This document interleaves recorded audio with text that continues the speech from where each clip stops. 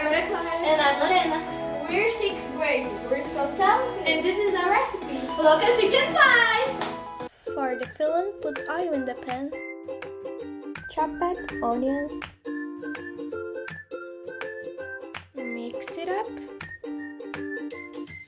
Add paprika, black pepper, 2 tomatoes, a can of corn, 400 grams of shredded cooked chicken. Mix it up again. For the pies, add 3 eggs, 2 cups of milk, 1 cup of oil, cornstarch sauce, 2 cups of flour and baking powder. Pour the filling through the baking pan. Distribute the chicken.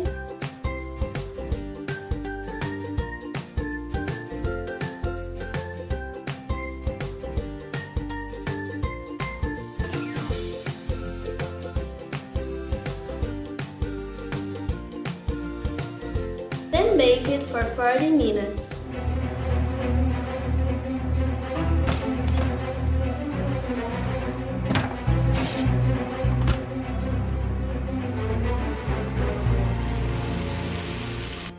A little longer than a few minutes later.